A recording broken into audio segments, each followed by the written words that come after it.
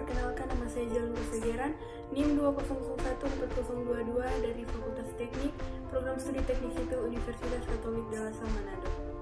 Saat ini saya akan menjelaskan mengenai bahan konstruksi bangunan keramik dan gipsum, termasuk pada pembahasan yang pertama yaitu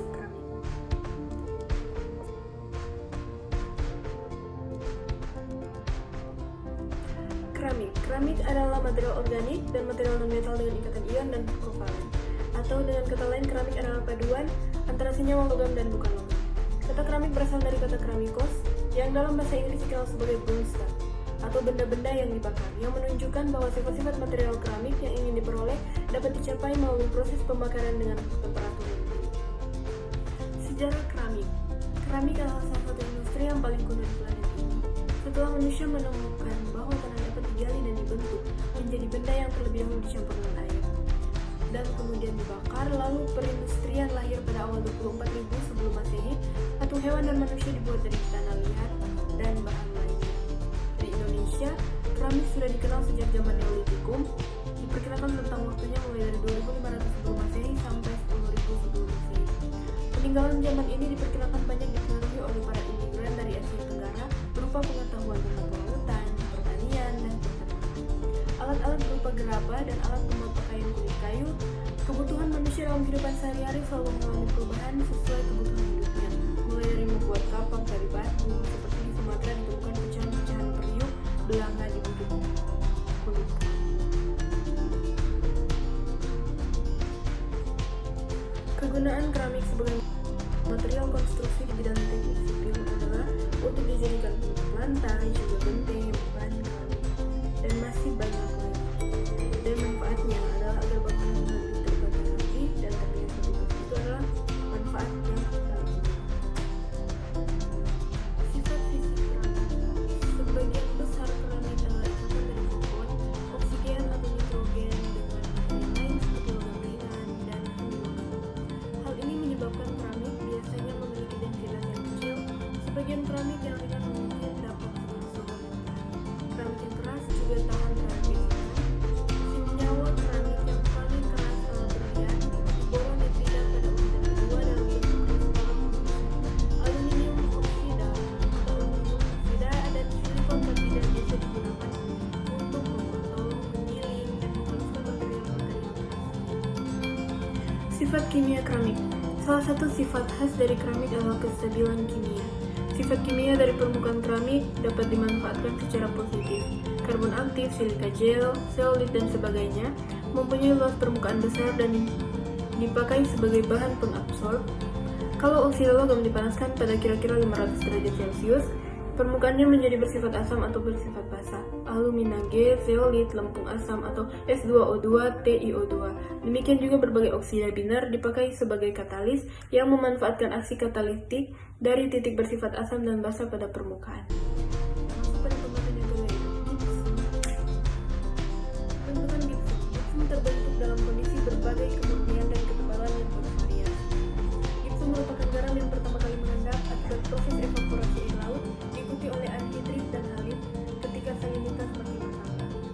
Sebagai mineral evaporit, endapan gipsum berbentuk lapisan di antara batuan-batuan sedimen, batu gamping, serpi merah, batu pasir, lempung, dan garam batu, serta seiring pula berbentuk endapan lensa-lensa dalam batuan-batuan sedimen. Menurut para ahli, endapan gipsum terjadi pada zaman Permian. Endapan gipsum biasanya terdapat di danau, di laut, mata air panas, dan jalur endapan belerang yang berasal dari gunung api. Sifat fisik dan sifat kimianya. Sifat kimia gipsum. Bahan dasar gipsum adalah mineral gipsum kalsium sulfat dihidrat CaSO4 2H2O. Apabila dipanaskan, CaSO4 2H2O akan kehilangan 1,5 gram mol H2O yang kemudian akan menjadi kalsium sulfat hemihidrat CaSO4 2H2O, yakni produk gipsum yang digunakan dalam bidang kedokteran gigi. Sifat fisik gipsum. Gipsum secara umum mempunyai kelompok yang terdiri dari gipsum batuan, gipsit alabaster, satin spar, dan selenit.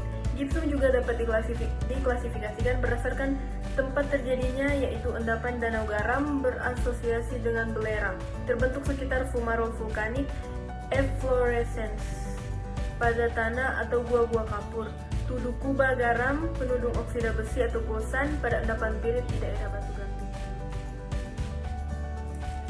Reaksi kimia pada gipsum. Gipsum adalah salah satu contoh mineral dengan kadar kalsium yang mendominasi pada mineralnya. Gipsum yang paling umum ditemukan adalah jenis hidrat kalsium sulfat dengan reaksi kimia CaSO4 2H2O. Gipsum adalah salah satu dari beberapa mineral yang teruapkan. Contoh lain dari mineral-mineral tersebut adalah karbonat, borat, nitrat, dan sulfat. Mineral-mineral ini diendapkan di laut, danau, gua, dan di lapisan garam karena konsentrasi ion-ion oleh penguapan.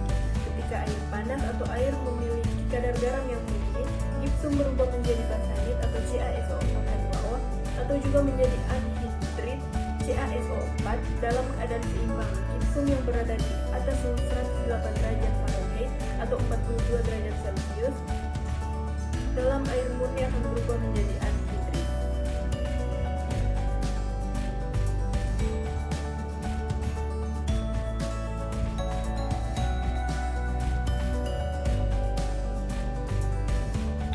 Yang belum mengalami kalsinasi dipergunakan dalam pembuatan semen Portland dan sebagai pupuk.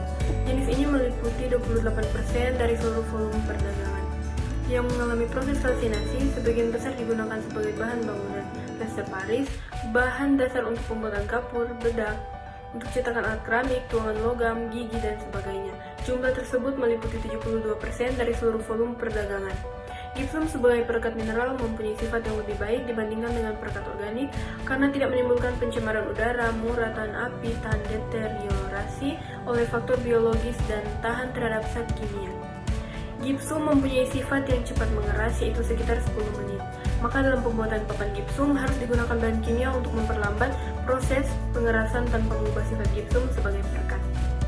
Perlambatan tersebut dimaksudkan agar tersedia cukup waktu mulai dari tahap pencampuran bahan sampai tahap pengempaan.